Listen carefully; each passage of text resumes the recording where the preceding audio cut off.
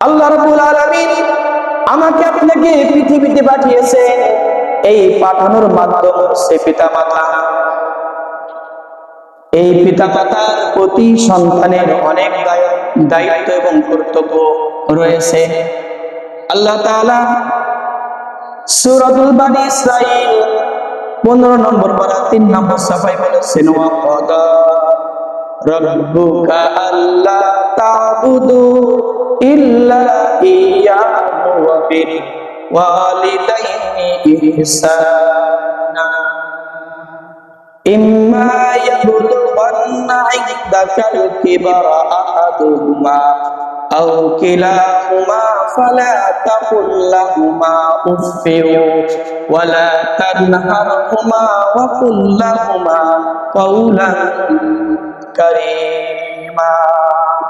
আল্লাহ রাব্বুল আলামিন বলেন, ওয়া ক্বাদা রাব্বুকা আল্লা তা'বুদু ইল্লা ইয়্যাহু ওয়া বিল ওয়ালিদাইনি ইহসানা। তিনি ইরশাদ করেছেন যে তোমরা আমার ইবাদতের পরে তোমরা পিতা মাতার অবাধ্য হইও না। আমার ইবাদতের পরেই তোমাদের প্রথম কাজ আছে পিতা মাতার কি করা?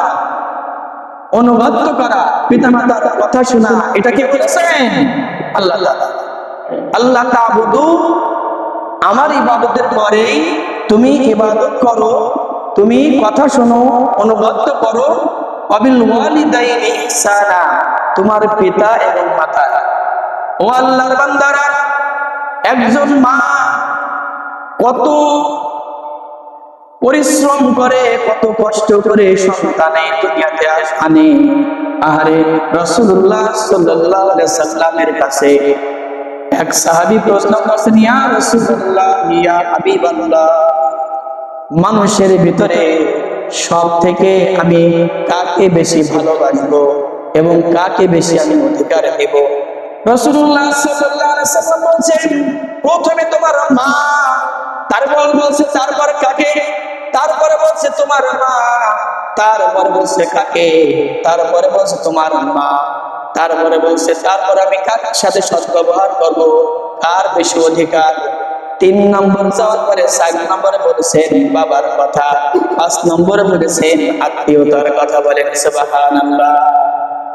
তাহলে মায়ের কয়বার বলেছেন মায়ের কথা? 3 বার। বাবার কথা বলেছেন 1 বার, আত্মীয়তার কথা বলেছেন 1 বার। আর আমাদের মা বোনেরা সম্মান নাই, অধিকার নাই, রাস্তাঘাটে মানে অধিকার চাওয়ার জন্য ব্যস্ত হয়ে যায়। কথা বলেন ঠিক কিনা? আল্লাহ রাব্বুল আলামিন মায়েদের অধিকার দিয়েছে, যে অধিকার আর কোনো কেউ দিতে পারবে না। কথা বলেন ঠিক কিনা? প্রিয় আল্লাহর বান্দারা, মা তাকে 3 বার সম্মান দেওয়া হয়েছে। হাদিস শরীফে আর আসছে, আল জান্নাতু তাহতা আকদামিল উম্মাহাত, মায়ের পায়ের নিচে সন্তানের বেহেশত। কার বেহেশত? সন্তানের বেহেশত মায়ের পায়ের নিচে। আহারে, এই জনমতকারী মা কত কষ্ট দুঃখ করে সন্তানকে 9 মাস প্লাস 10 মাস আমার আপনার গর্ভে ধারণ করে এই দুনিয়ার মুখ দেখিয়েছে। তিনি হলেন মা। কথা বলে ঠিক কিনা? এই মা জননী, মা আমাদের জন্য বরকতময়। যাদের মা বেঁচে আছে তারা বুঝতে পারবে এই জনমদাত্রী মা। আহারে, শীতের রাত্রে প্রচন্ড, এখন তো শীত চলে আসছে, এই শীতের রাত্রে আহারে গর্ভবতী মায়েরা ঘুমাতে পারে না। তার পেটে যেই বাচ্চা আছে, বাচ্চাই নড়াচড়া করলে সে কষ্ট বোধ করে। আহারে, মা কখনো কষ্ট বোধ করে না। করে নাকি? মা কখনো কষ্ট বোধ করে না। শীতের রাত্রে মা ঘুমায় না, মাঝে মাঝে ঠেলে ওঠে, মাঝে মাঝে উঠে। আরে এই ব্যথা, জ্বালা, কষ্ট, অশান্তির কথা কেউ জানে না, কেউ জানে না, একমাত্র জানেন আল্লাহ। ও যুবক ভাইরা, ও আল্লাহর বান্দারা, সেই জনমদাত্রী মা যখন আমাকে আপনাকে পৃথিবীতে আনলো, এত কষ্ট দুঃখ, এক একটা পোশাক, জ্বালা, ব্যথা, কষ্ট, আরে সহ্য করে তিনি দুনিয়াতে নিয়ে আসার পরে যখন সন্তানের মুখটা দেখে, মা বিগত সমস্ত কষ্ট দুঃখ সন্তানের মুখের দিকে তাকিয়ে বলে যায়, বলেন সুবহানাল্লাহ। এই জনম দুঃখী মা, আহারে এই জনম দুঃখী মার সাথে আমরা কখনোই খারাপ ব্যবহার করব না। কি করব না? কি জনম দুঃখী মা, এই শীতের রাত্রে যাদের বাচ্চা ছোট আছে তারা দেখবে, আরে জনম দুঃখী মা এই শীতের রাত্রে বাচ্চা এক পাশে পিশাব করে দিয়েছে, ওই সন্তানকে নিয়ে তিনি আর এক পাশে সুন্দর গরম জায়গায় ওই বাচ্চাটাকে ঘুম পাড়ানোর ব্যবস্থা করে। আরে বাচ্চা যখন আর এক পাশে পায়খানা করে দেয়, মা বুকের উপরে আগলিয়ে ধরে ওই শীতের রাত্রে বুকের উপরে বাচ্চা যেন কষ্ট না পায় বুকের উপরে রাখে। আরে ও মা জননী, যখন মা বুকের উপরেও পিশাব করে দিয়েছে, মা নিজের গরম জায়গাটা ছেড়ে দিয়েছে আমার আপনার জন্য।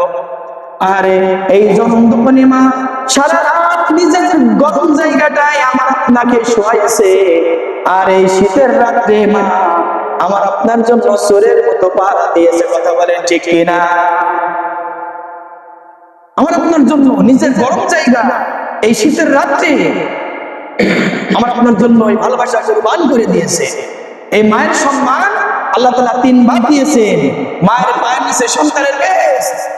জনম দুঃখী মা, এই মা আমার আপনার কত মহব্বতের, কত চিরচেনা। যখনই আমার আপনার সংসার হয়, বড় হয়, আরে যখন ছেলে মেয়ে হয়, তখন কোনো না কোনো কথায় এই মাকে কেমনে ভাবে তোমরা কষ্ট দাও।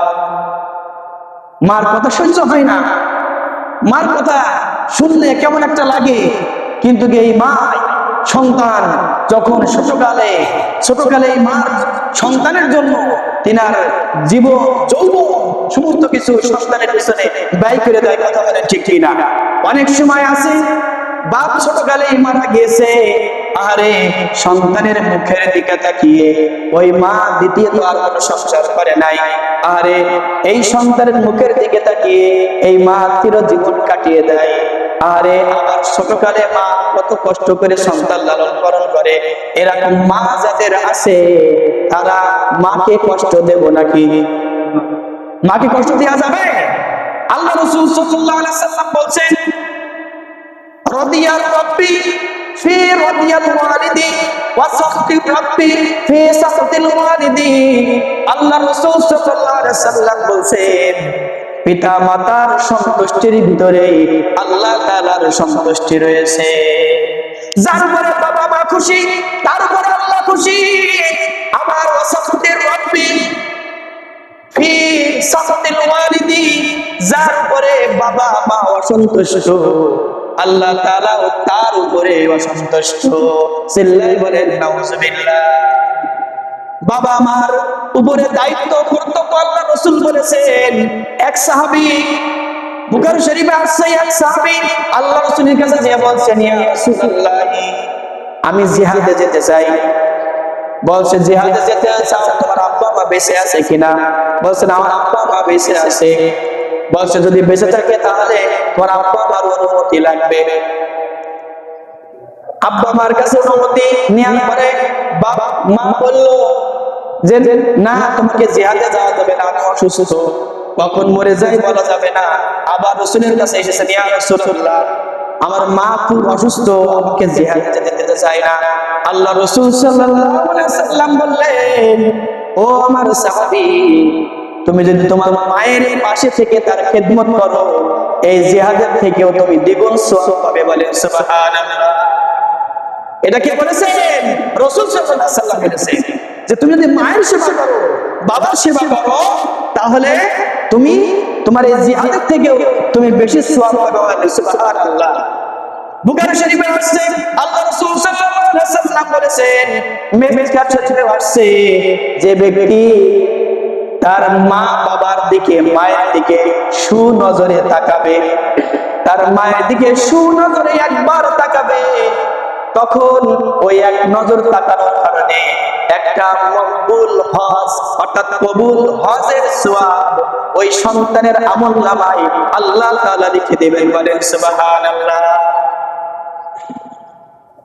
সাহাবাগণ প্রশ্ন করলেন, ইয়া রাসূলুল্লাহ, আমি যদি আমার মা বাবার দিকে 100 বার তাকাই তাহলে কি হবে?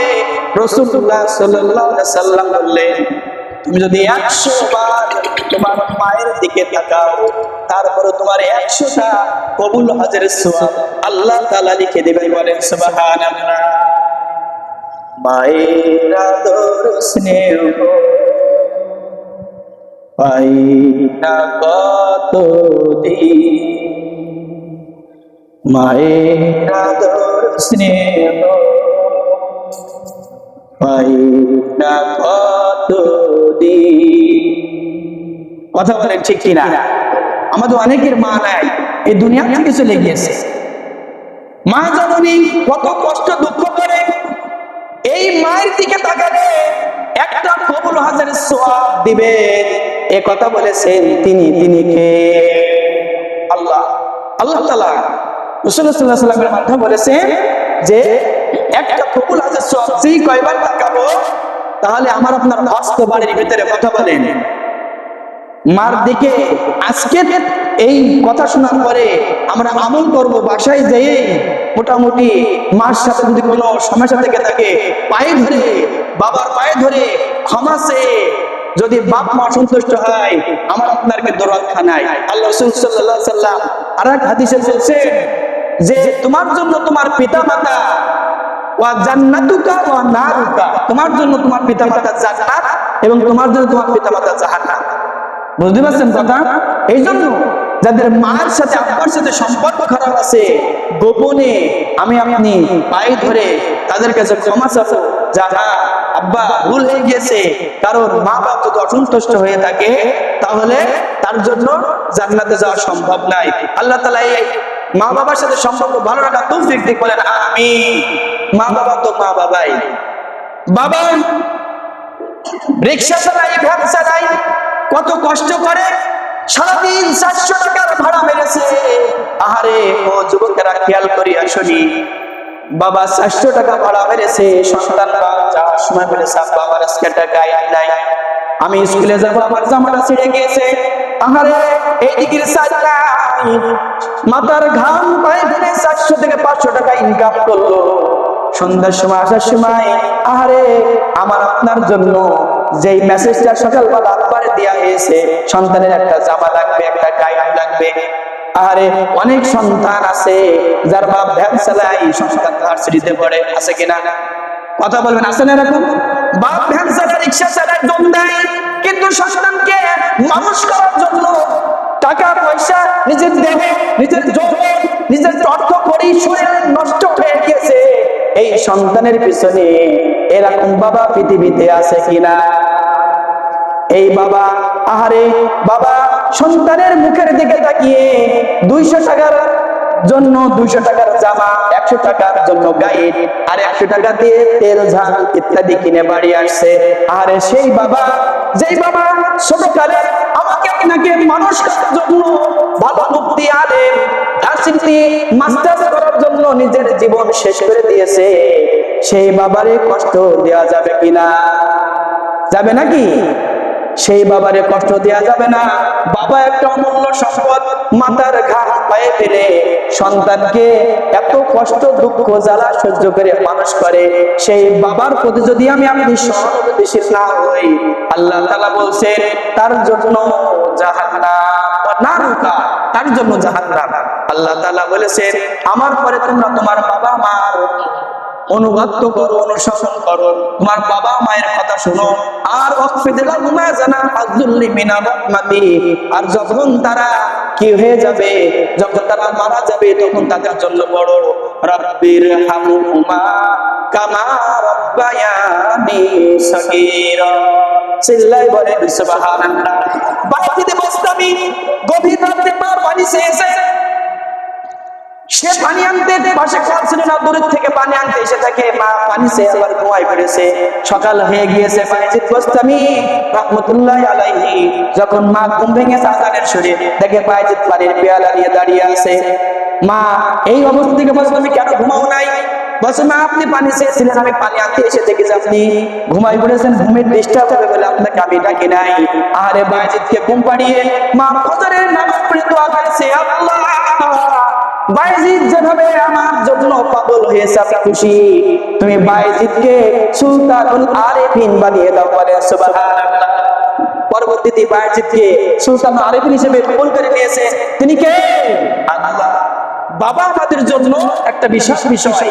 এই বাবা মা, বাবা আমাদের যারা আছেন তাদের সাথে যদি কোনো সম্পর্ক খারাপ থেকে থাকে, এই বাবা কত কষ্ট করে, টাকা পয়সা দিয়ে আমাদের ছোটকাল থেকে মানুষ করে, আমাদের চলাফেরা করার জন্য যা কিছু করেছে, এই বাবার প্রতি আমরা সহানুভূতিশীল হব কিনা?